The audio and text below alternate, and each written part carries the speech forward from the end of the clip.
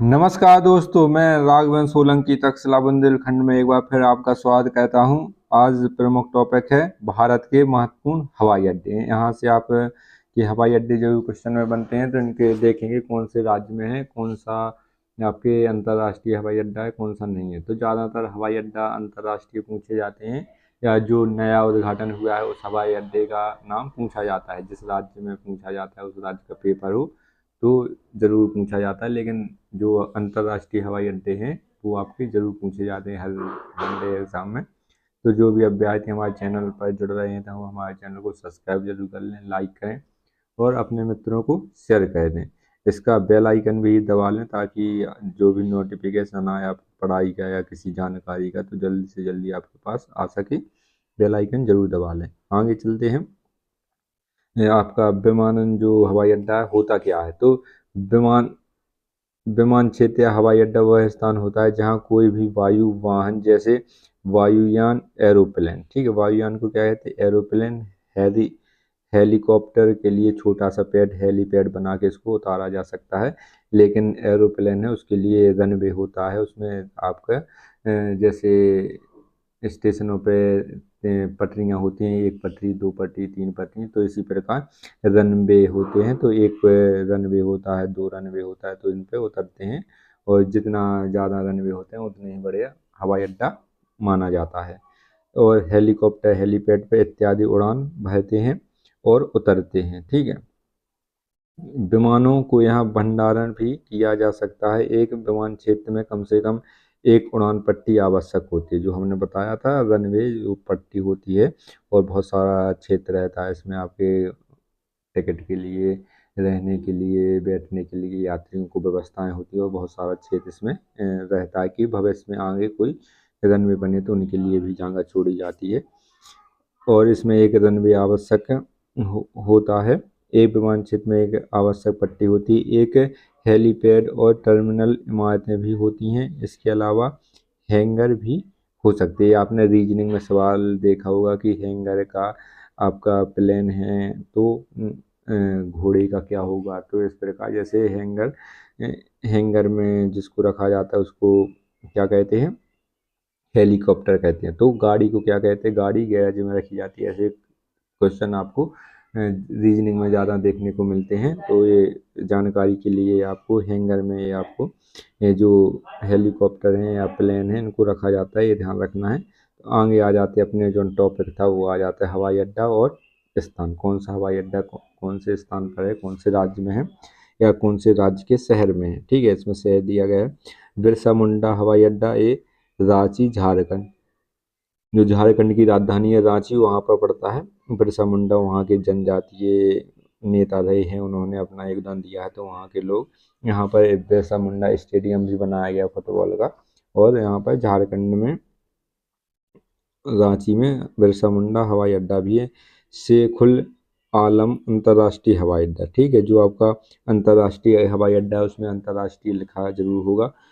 अंतर्राष्ट्रीय हवाई का अड्डा ये श्रीनगर में है। शेखुल आलम अंतर्राष्ट्रीय हवाई अड्डा, सरदार वल्लभ भाई पटेल अंतर्राष्ट्रीय हवाई अड्डा अहमदाबाद, ठीक है, ये कहाँ पर है, गुजरात में। सरदार वल्लभ भाई पटेल अंतर्राष्ट्रीय हवाई अड्डा ये कहाँ पर बना, ये कहाँ पर बन जाएगा, अहमदाबाद, गुजरात में। इसके बाद आगे चलते हैं। जरू की अंतर्राष्ट्रीय हवाई अड्डा, ये भी अंतर्राष्ट्रीय हवाई अड्डा है, शिलांग है, ठीक है। जरू की है ये आपकी क्षेत्रफल की दृष्टि या रनवे की वजह से इसमें छोटा जरूर है, लेकिन शिलांग जैसे बांग्लादेश जाना, नेपाल जाना, भूटान जाना, तो यहाँ थाईलैंड जाना, यहाँ के लिए अंतर्राष्ट्रीय उड़ानें भरी जाती हैं, तो इसलिए अंतर्राष्ट्रीय हवाई अड्डा बन जाता है, क्योंकि यहाँ से बांग्लादेश बिल्कुल बगल ही में है, भूटान बगल में, नेपाल बगल में और थाईलैंड भी बगल में है, तो इसको अंतर्राष्ट्रीय उड़ानें भी भरी जाती हैं यहाँ से। केम्पेगौड़ा अंतर्राष्ट्रीय हवाई अड्डा, ये बेंगलुरु में, ये मोस्ट इम्पोर्टेंट है, यहाँ से आपके जरूर क्वेश्चन बनते हैं। केम्पेगौड़ा अंतर्राष्ट्रीय हवाई अड्डा एक ऐसा अंतर्राष्ट्रीय हवाई अड्डा है जहाँ पर आपकी पूरा कारोबार आपका सोलर पैनल से होता है, ठीक है, सोलर पैनल से होता है। पहला हवाई अड्डा था, अब तो बहुत सारे बन चुके हैं जो पूरा अपना नियंत्रण, रख रखाव, पानी की व्यवस्था, जल, मतलब जितने एसी वगैरह सब हैं जो अपना सौर ऊर्जा से करते हैं, सौर पैनल द्वारा। ये जब बना था सबसे पहले तो ये हाईलाइट था, पूछा जाता था।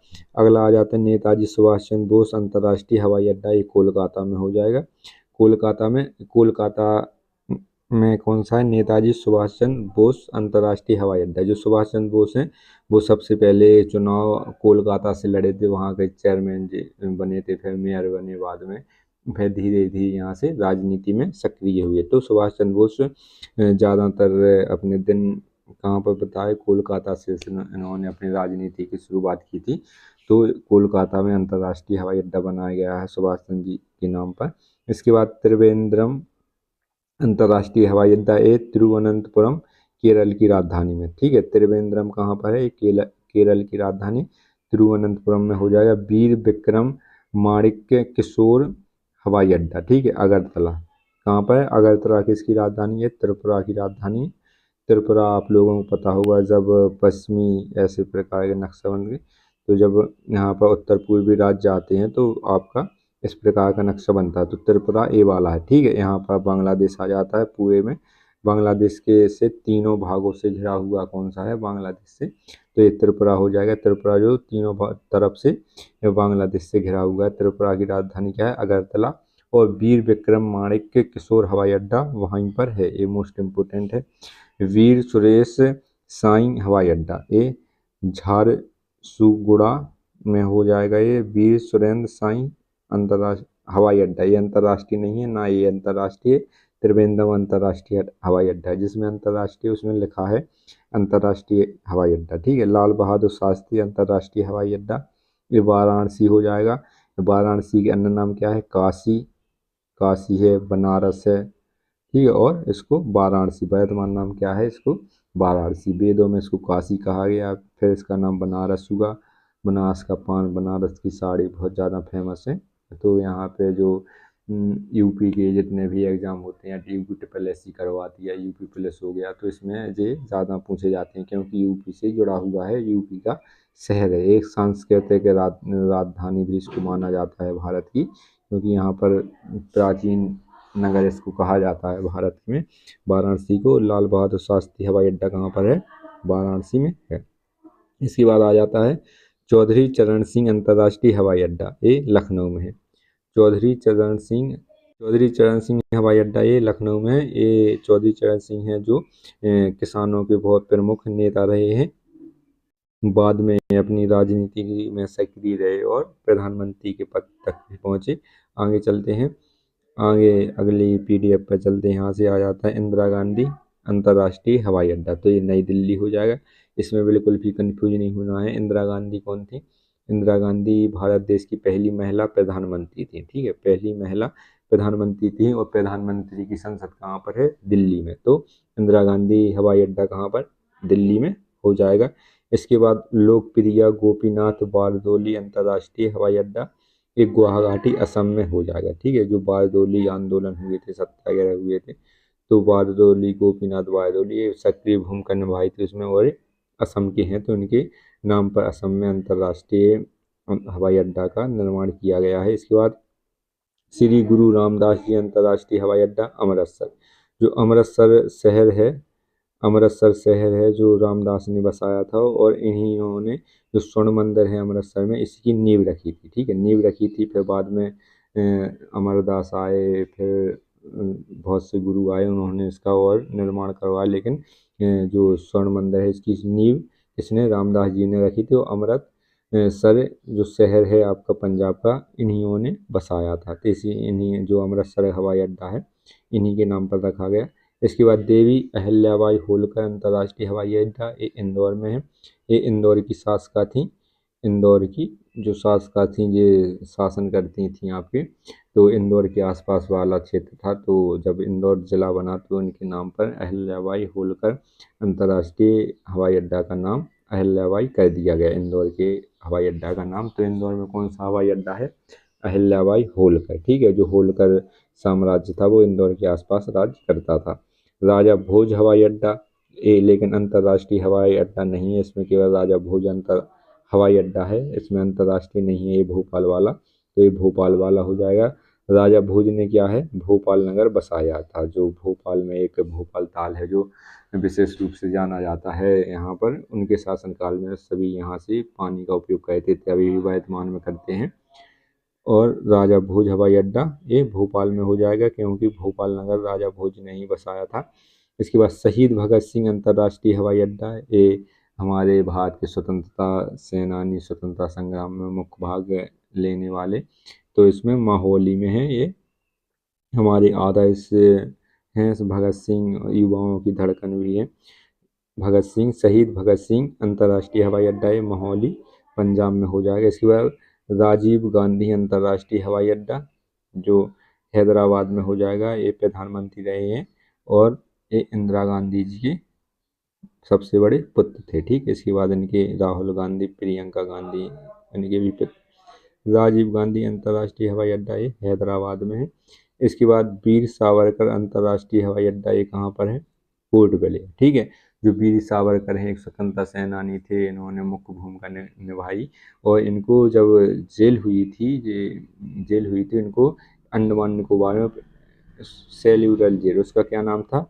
सेल्यूलर जेल में रखा गया था, जो अंडमान निकोबार द्वीप की राजधानी पोर्ट ब्लेयर में थी। तो इनका जो वीर सावरकर का जो अंतर्राष्ट्रीय हवाई अड्डा जब बनाया गया अंडमान निकोबार में पोर्ट ब्लेयर, तो इन्हीं के नाम पर, स्वतंत्रता सेनानी के नाम पर, वीर सावरकर जी के नाम पर रखा गया, क्योंकि वहाँ पर जेल हुई थी। काला पानी की सजा दी गई थी। किसकी? काला पानी की वहाँ इनको सजा दी गई थी, जहाँ पर कुछ भी नहीं दिखता है, केवल 2-3 घंटे के लिए छोड़ते हैं दिन में, और अंधेरी कमरे में 6x6 का कमरा था। आप लोगों ने फिल्म भी देखी थी, इनके ऊपर फिल्म भी आई थी। तो अच्छी कहानी है। अच्छी कहानी क्या, उसको जो सही है उसमें वो बताया गया है, जो उन्होंने कष्ट सहे हैं, जो देश के लिए किया है। ठीक है, इतना लोग नहीं जानते, गांधी जी को ज़्यादा जानते हैं या अन्य नेताओं को ज़्यादा जानते हैं। वीर सावरकर अच्छे नेता थे और उन्होंने अपना जीवन पूरा भारत को स्वतंत्र कराने में लगाया। इसके बाद आ जाते हैं छत्रपति शिवाजी महाराज अंतर्राष्ट्रीय हवाई अड्डा। छत्रपति शिवाजी महाराज अंतर्राष्ट्रीय हवाई अड्डा ये बम्बई में हो जाएगा, ये ध्यान रखना है। ये बम्बई वाला, महाराष्ट्र वाला, गुजरात वाला क्षेत्र था। तो आप लोगों ने भारत का नक्शा देखा होगा, तो इस प्रकार का है। तो ये वाला क्षेत्र गुजरात महाराष्ट्र वाला क्षेत्र है। तो यहाँ पर शिवाजी का 16वीं शताब्दी के समय इनका वहाँ पर राज्य हुआ करता था। ये शिवाजी मराठा थे, मराठा साम्राज्य उन्होंने यहाँ पर स्थापित किया था इनके पिताजी ने, फिर शिवाजी ने इसका और विस्तार किया। तो वहाँ के लोग यहाँ पर महाराष्ट्र में शिवाजी उत्सव मनाते हैं, धूमधाम से मनाते हैं। वहाँ के लोग इनको भगवान के रूप में आज भी मानते हैं। तो वहाँ का शिवाजी, पहले इनका छत्रपति शिवाजी अंतर्राष्ट्रीय हवाई अड्डा था, लेकिन छत्रपति शिवाजी महाराज अंतर्राष्ट्रीय हवाई अड्डा इसको 2021 में नाम परिवर्तित कर दिया। और ये कहाँ पर है? बम्बई में है, ध्यान रखना है, तो बिल्कुल भी कंफ्यूज नहीं होना है। इसके बाद डॉक्टर भीमराव अम्बेडकर अंतर्राष्ट्रीय हवाई अड्डा ये नागपुर में है। ये दलितों के नेता थे और इन्होंने संविधान का अच्छा ज्ञान था, इसलिए इनको कानून मंत्री बनाया गया था। और संविधान के निर्माता कौन है? डॉक्टर भीमराव अम्बेडकर, नागपुर में है। बीजू पटनायक, जो नवीन पटनायक के पिताजी हैं, ये भुवनेश्वर उड़ीसा में, आप उन्हीं की सरकार है आपकी 20 साल से, लगभग 20-15 साल से नवीन पटनायक के पिताजी ही उन्हीं के नाम पर बीजू पटनायक हवाई अड्डा का भुवनेश्वर में, ये अंतर्राष्ट्रीय नहीं है, ऐसा ही हवाई अड्डा है। कालीकट अंतर्राष्ट्रीय हवाई, कालीकट वाला अंतर्राष्ट्रीय, एक कोझिकोड केरल में हो जाएगा। और आगे चलते हैं। इसके बाद सोलापुर महात्मा बसवेश्वर हवाई अड्डा, ये सोलापुर में हो जाएगा। कल्हापुर छत्रपति राजा राम महाराज हवाई अड्डा, ये कहाँ पर? बम्बई में हो जाएगा। ठीक है, यहाँ से आपके जो क्वेश्चन बनते हैं, तो ये हवाई अड्डे हो गए हैं, मुख्य जितने भी हवाई अड्डे थे। तो यहाँ से आपके जो क्वेश्चन पूछे जाएंगे, इनको जरूर नोट्स बनाकर लिख लें, क्योंकि इतने सारे हवाई अड्डे पूरे देश के अंतर्राष्ट्रीय हवाई अड्डे, राष्ट्रीय एक जगह आपको वीडियो में नहीं मिलेंगे। मिलेंगे तो बहुत 3-4 घंटे की क्लास में मिलेंगे आपको, 15-20 मिनट की क्लास में आपको सब मिल रहे हैं। तो आराम से इनको लिख लें नोट्स बनाकर, और हमारे चैनल को सब्सक्राइब जरूर करें, लाइक करें और अपने मित्रों को शेयर कर दें। अगला वीडियो जल्दी ही आएगा। धन्यवाद।